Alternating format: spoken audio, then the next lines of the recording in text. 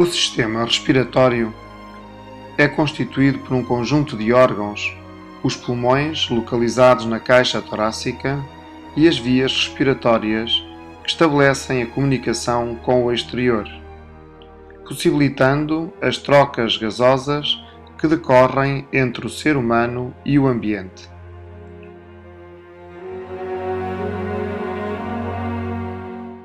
No decorrer da inspiração, a entrada de ar deve fazer-se pelas fossas nasais, onde se encontram localizadas células sensoriais do olfato e células ciliadas, células estas que possibilitam a filtração do ar.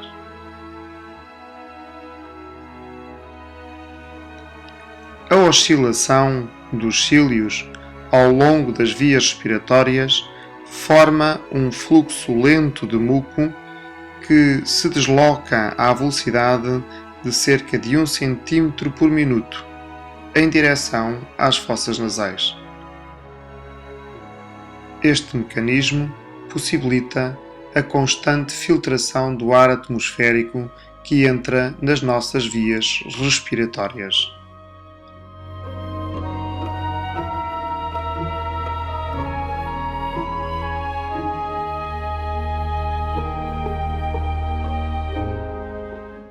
Das fossas nasais, o ar passa agora à faringe, que é um tubo muscular que permite a passagem do ar para a laringe. A laringe é um canal formado por estruturas cartilagíneas sobrepostas, unidas entre si por ligamentos e músculos, que serve de comunicação entre a faringe e a traqueia. No interior da laringe existem pregas membranosas, que são as cordas vocais. A traqueia é um tubo vertical cilíndrico, cartilaginoso e membranoso, que fica localizado entre a laringe e os brônquios. Apresenta cerca de 12 cm de comprimento e é constituída por vários anéis cartilagíneos, entre 15 a 20 anéis cartilagíneos incompletos na parte de trás, no contacto com o esôfago. O interior deste órgão é também revestido por células ciliadas e por células secretoras de muco. Os cílios e o muco umedecem e aquecem o ar que inspiramos. Quando inalamos poeiras ou possíveis agentes patogénicos, estes aderem ao muco e são depois conduzidos pela garganta através dos batimentos dos cílios. O facto dos anéis cartilagíneos da traqueia se apresentarem incompletos em forma de C, conferem à traqueia uma maior capacidade móvel e elástica, possibilitando o acompanhamento do movimento dos pulmões.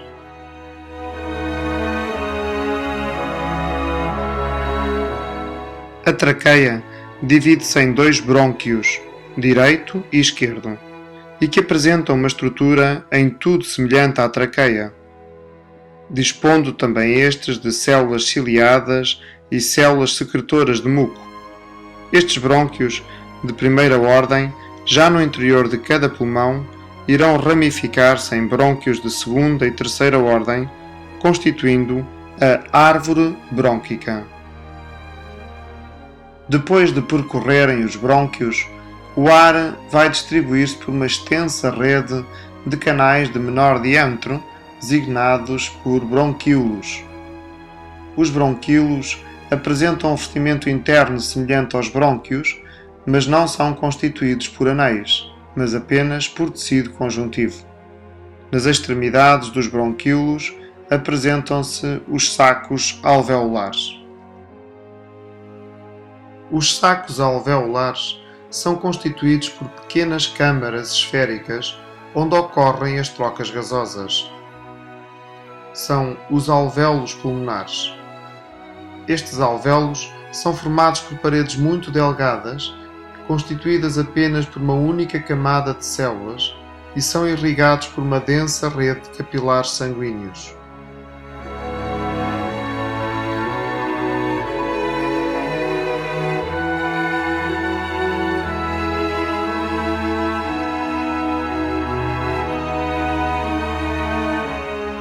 Os pulmões são órgãos elásticos e esponjosos de cor rosada localizados na caixa torácica. Contêm numerosos alvéolos pulmonares. Estão divididos em lobos, sendo que o pulmão direito é maior, apresentando 3 lobos, e o pulmão esquerdo apresenta 2 lobos.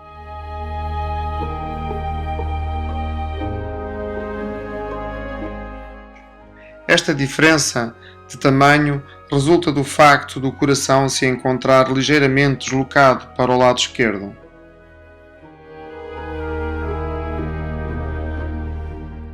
Os pulmões encontram-se protegidos por uma dupla membrana designada por pleura, constituída por 2 folhetos, um visceral interno, que reveste cada pulmão, e um outro parietal, externo, que reveste a cavidade torácica. Entre estas 2 membranas encontra-se um líquido que permite e facilita a constante expansão e contração dos pulmões. O diafragma é um músculo largo e fino que separa a cavidade torácica da cavidade abdominal. É a contração e o relaxamento deste músculo que, apoiado pelos músculos intercostais, permite o aumento e a diminuição do volume da caixa torácica e que assim tornam possíveis a entrada e saída do ar dos pulmões. O conjunto de uma inspiração seguida de uma expiração designa-se de ciclo respiratório. Para que decorra uma inspiração, torna-se necessária uma contração dos músculos intercostais, com consequente subida das costelas e do externo, uma contração do diafragma que o fará descer, e com isto aumenta o volume da caixa torácica. A pressão sobre os pulmões vai diminuir e o ar acaba por entrar nos pulmões.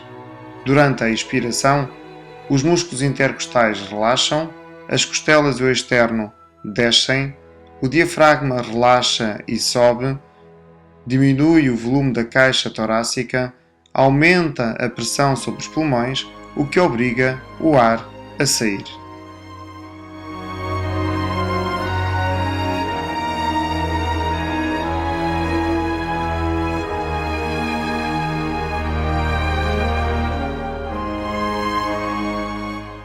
A hematose pulmonar corresponde às trocas gasosas que ocorrem nos pulmões, a nível alveolar.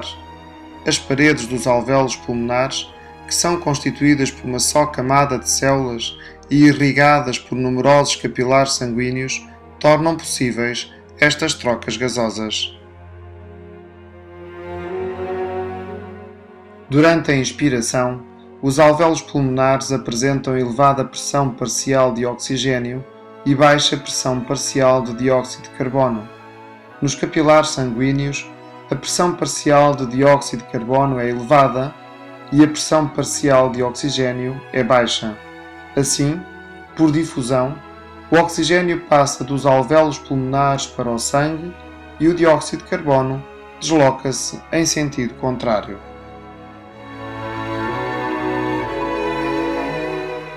As hemácias têm neste processo um papel fundamental, uma vez que são elas que poderão transportar o oxigênio até junto das células. E isto porque nas hemácias está presente uma proteína, a hemoglobina, que possui ferro na sua constituição, e é esse ferro que fará o transporte deste gás.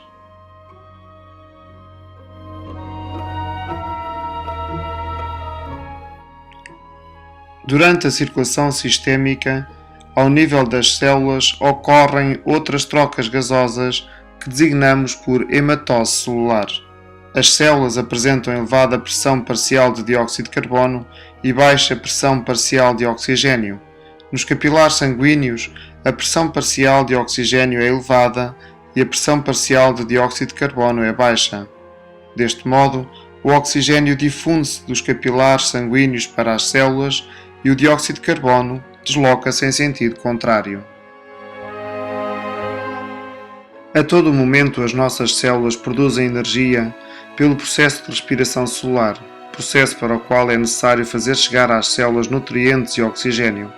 As células, em resultado deste processo, libertam resíduos celulares, tais como ureia, ácido úrico, água e dióxido de carbono. Esta produção de energia torna-se mais intensa nos momentos de maior esforço, o que requer maior número de ciclos respiratórios e cardíacos por minuto, ou seja, ocorre um aumento da frequência respiratória e cardíaca com o objetivo de responder às necessidades do organismo.